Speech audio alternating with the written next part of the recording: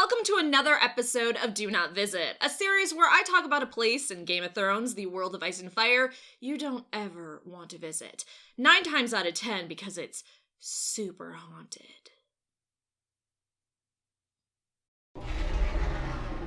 As this is Targaryen December, this video I want to talk about Summerhall, a palace created for the Targaryens before they, shocker, fucked it all up.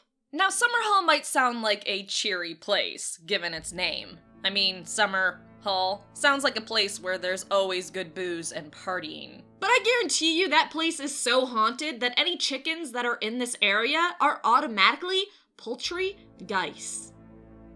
I'm not gonna stop, no matter how much you complain about my videos. So to get an understanding of why this place is haunted, we have to start before the haunting. Summerhall was created around 188 AC during Daeron II Targaryen's rule as a way to mark the peace of finally folding Dorne into the Seven Kingdoms through diplomacy and marriage. The Great Seat was built in the Dornish Marches near where the boundaries of the Stormlands, Dorne, and the Reach met to show this inclusion. To further demonstrate it was meant more as a celebration of peace than a stronghold, it was built to be lightly fortified at best and to serve more as a palace. After its creation, sons of House Targaryen would hold the seat and be titled Prince of Summerhall. Typically this was some younger Targaryen son though, as the heir to the Iron Throne was typically titled Prince of Dragonstone. Typically, there's been some times that wasn't the case. So everything was going great, it was a fun little place for the Targaryens to party with the other Targaryens and their Targaryen friends. Everything is just wonderful, but there's a reason I included this place on my Do Not Visit series. So this castle wasn't haunted, I think, until Aegon the Dumbass, also known as Aegon the Unlikely or Aegon the Fifth. And I know talking shit about Aeg is risky business on the internet because everyone seems to love him, and I love him too, but let's just be real with each other for 1 minute. He was kind of a dumbass. He had a pinch of dumbass in him.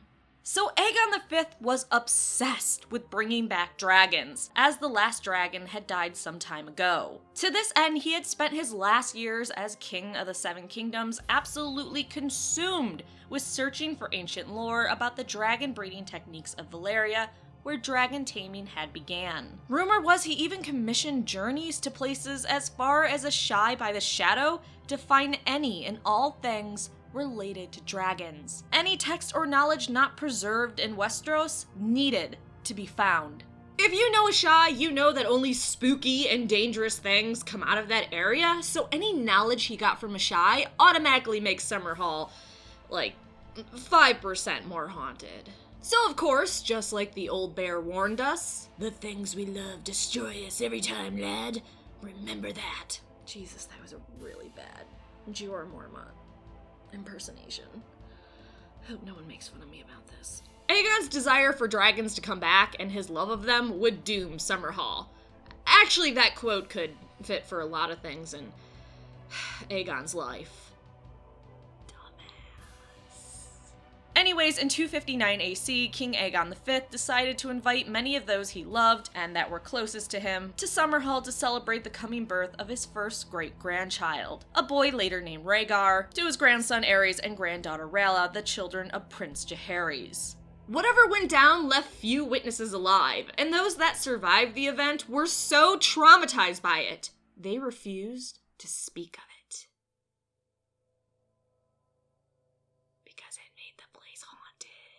As fate would have it, or as certain untrustworthy maesters would have it, the only hints of what happened at Summerhall are on a page in Gildane's history, and that happened, oh, so randomly, I'm sure, to get splashed with some spilled ink that blotted out too much of the account. But luckily we do have some of what Archmaester Gildane wrote about the tragedy of Summerhall, and by his fragmented account, terrifying. Terrifying things happened there. The blood of the dragon gathered in one, 7 eggs, to honor the 7 gods, though the king's own septon had warned. Pyromancers, wildfire, flames grew out of control, towering, burned so hot that, died, but for the valor of the Lord Command. So what we can glean from this is that Aegon V, after reading a ton of texts and information on hatching dragons and taming them and whatnot, decided that he finally figured it out. And he was so confident in it, he decided to invite all his loved ones to one location to hatch 7 dragon eggs. Oh my god, Aegon. You fucking dumbass. As the Archmaester said, these 7 eggs were brought to honor the faith of the 7.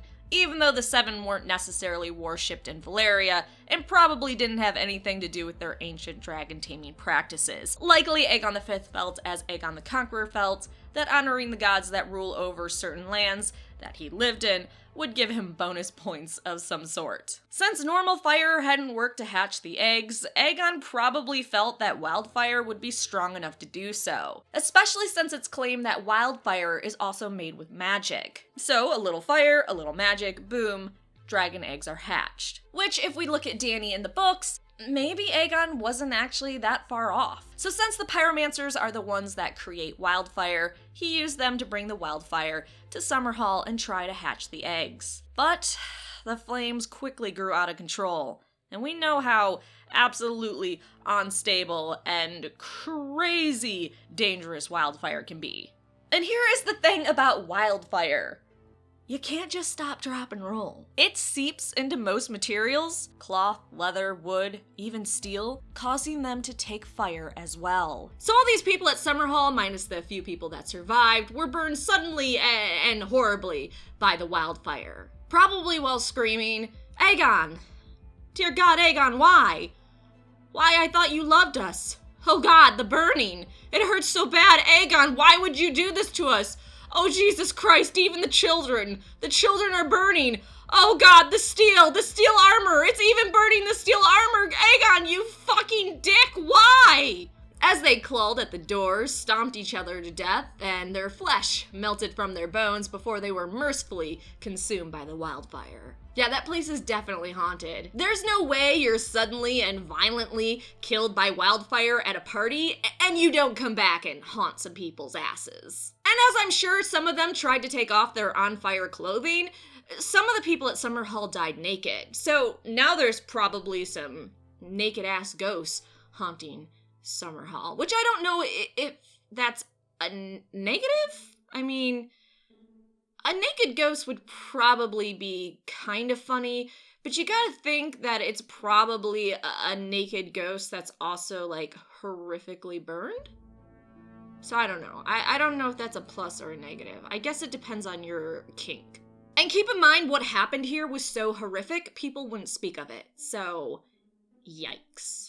In fact, in the books, we learn the ghost of High Heart, a woods witch who was present at the tragic destruction of Summerhall, was permanently, mentally, and emotionally scarred from the event, telling Arya in the books, "I see you," she whispered. "I see you, wolf child, blood child. I thought it was the Lord who smelled of death." She began to sob, her little body shaking. "You are cruel to come to my hill. Cruel. I gorged on grief at Summerhall. I need none of yours. Begone from here, dark heart. Begone." So even she knows the place is haunted, and thinking about it reduces her to sobbing and shaking. And it's not because she lost a friend there. It's because that place is haunted. But what if there's more to it? Sir Barristan Selmy seems to think that treason may have resulted in the tragedy of Summerhall. Well, Barry might not know what went on, and maybe he's guessing or referring to some other treason during Aegon V's rule, because a lot of lords did not like him at all. But if he was referring to treason and sabotaging Aegon's attempt to hatch eggs, that makes this event that much worse. Suddenly we have betrayal in the mix, maybe from the maesters who allegedly helped kill the dragons off in the first place and didn't want them coming back. And as we all know, betrayal that leads to death increases chances of haunting by 10%. And because someone called me out on this on a separate video, the percentages of a place being haunted are backed by scientific facts, so get the fuck off my back. Okay, so we know it's probably haunted from the whoopsie with Aegon V, but on top of the tragedy at Summerhall that trimmed House Targaryen down to just a pair of lonely branches, during Robert's Rebellion, 3 battles would be fought at Summerhall, further adding to the violently slain. And you could make the argument that, well, Rorys, battles have happened all over Westeros, so technically all of Westeros would be haunted then. Yeah, it probably is. Also, this series isn't a place for logic. This series is about an easily scared, elderly redhead talking about places she would never want to visit. Because she thinks the world of ice and fire is real. So at this point, you're probably thinking, burning ghosts aren't that bad, and also ghosts with sword and arrow wounds shambling around like fucking idiots, that's not really scary either, Rorys. Which, okay, maybe your ghost tolerance is better than mine, but the accommodations here are also shit. So why would you make your vacation spot with a burned out palace that provides no shelter from the outside? That's just stupid. Especially when there are locations that if you go to, people will have sex with you because it's part of their religion. Shitty, burned out, haunted palace? Or sex? Is that really that hard of a decision to make? But fine, we're towards the end of the video, and burning naked ghosts and also piss poor accommodations, they don't faze you. You still want to go here for your next vacation spot. Well, this next part is going to convince you to never come here.